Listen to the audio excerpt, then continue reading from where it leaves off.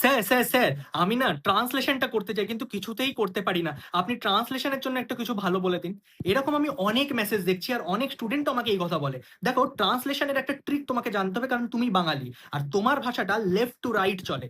Bangla left to right হয় কিন্তু English right to left হয়। একেই বলা হয় flip rule, language flip rule. তাহলে বুঝে নাও কিভাবে লেফট টু রাইট থেকে রাইট টু লেফট হয়ে গেল, কারণ সব জায়গায় তো এলএইচএস ইকুয়ালস টু আরএইচএস করে দিতে পারবে না। লেফট টু রাইট থেকে রাইট টু লেফট চলো শিখে নেওয়া যাক। দেখো, বাংলাতে আমরা সবসময় বাঁ দিক থেকে ডান দিকে যাব, যেমন বইয়ের পাতা, বইয়ের পাতা। কিন্তু ইংরেজিতে কি বলবো?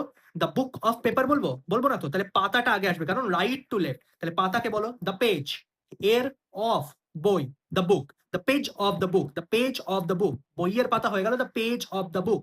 আমার বাবার নাম, নাম সবার শেষে, লেফট টু রাইট গেল। এবার রাইট টু লেফট আসো।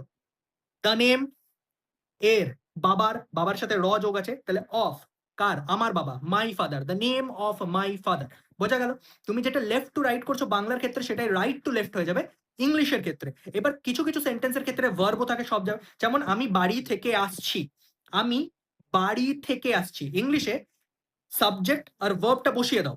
আমি বাড়ি থেকে আসা, আসছি, মানে বর্তমানে হচ্ছে অ্যাম কামিং। এবার বাড়ি থেকে তাহলে কি লিখবো? I am coming home from. হবে না তো? থেকেটা আগে বসবে, তারপরে বাড়ি বসবে। আমরা কারণ রাইট থেকে লেফটে যাচ্ছি, তাহলে কি বলবো?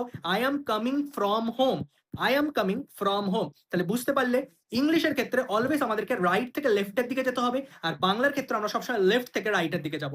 আশা করছি আমার এই ভিডিওটা থেকে তোমরা ট্রান্সলেশনের এই ট্রিকটা শিখতে পারলে। যদি এটারই একটা থরো ভিডিও চাও তাহলে সেটাও আমি বানিয়ে দিতে পারি, কিন্তু তার জন্য তোমাদেরকে কমেন্ট বক্সে লিখে জানাতে হবে যে তোমরা এটা থরো ভিডিও চাও কিনা। আমার যদি ভিডিও ভালো লাগে অবশ্যই আমার চ্যানেলটাকে সাবস্ক্রাইব করো, আমার ভিডিওগুলোকে লাইক করো, আমার আইডিগুলোকে ফলো করো, বন্ধুর সাথে শেয়ার করো। দেখা হবে পরের একটি ভিডিওতে।